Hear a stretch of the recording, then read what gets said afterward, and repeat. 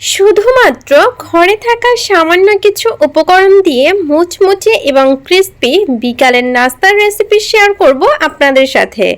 আশা করি পুরো ভিডিওটি জুড়ে আমার সাথেই থাকবেন এবং আপনার welcome back to my page সুবর্ণাটিয়াতে আপনাদের সবাইকে স্বাগতম।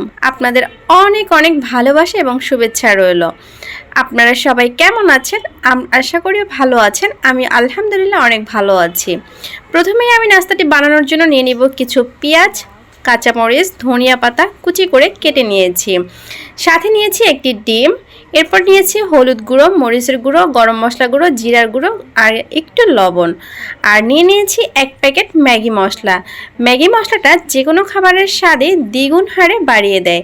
এরপর নিয়ে নিলাম 2 কাপ বা আড়াই কাপ পরিমাণ আটা বা ময়দা, আপনারা আপনাদের পরিমাণ মতো নিয়ে নেবেন। তারপর আমি পেঁয়াজ, মরিচ যে মশলাগুলো ছিল সব মশলা দিয়ে দিলাম, সাথে ডিমটাও ভেঙে দিয়ে দিলাম। এখন আমি একটু একটু করে পানি দিব আর একটু একটু করে এই পুরা মশলাটা একসাথে মিশিয়ে নিব। দেখেন আমি আলতো হাতে আস্তে আস্তে অল্প অল্প পরিমাণে পানি দিয়ে তারপরে একসাথে মিক্স করে নিয়েছি। এই মশলাটাতে পানি বেশিও হওয়া যাবে না, পানি কমও হওয়া যাবে না, সেম এরকম রোটা হবে। এখন আমি এক প্যাকেট ম্যাগি মশলা দিয়ে দিলাম কিছু ধনিয়া পাতা কুড়ি। ধনিয়া পাতাটা আমি সবার লাস্টে দিয়ে আর দিয়ে দিলাম হচ্ছে একটু খাবার সোডাটা দিলে এই ভিতরে নরম হবে নাস্তাটা আর উপরে ক্রিস্পি হবে। আর আপনারা যদি আরও ক্রিস্পি করতে চান তাহলে একটু চালের গুঁড়ো দিয়ে দিবেন, তাহলে দেখবেন উপরটা যেই রকম চাচ্ছেন ক্রিস্পি ঠিক সেরকম ক্রিস্পি হবে আর ভেতরটা নরম হবে।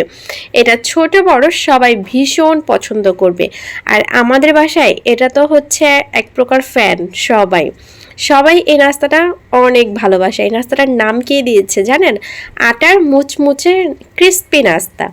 যাই হোক, আপনারা আপনাদের মতো নাম দিতে পারেন, আপনাদের মতো করেই বানাতে পারেন। তো আমি এখানে তেল গরম করে নিয়েছি, এখানে একটি করে দেখেন কি সুন্দর করে শেপ দিয়ে দিচ্ছি। আপনারা আপনাদের পছন্দের মতো শেপ দিতে পারেন। তো এক পাশ হয়ে এলে আরেক পাশে আমি উল্টে পাল্টে ভালো করে ভেজে নিব। এভাবে আমি আমার সবগুলো নাস্তা উল্টে পাল্টে ভেজে নিব।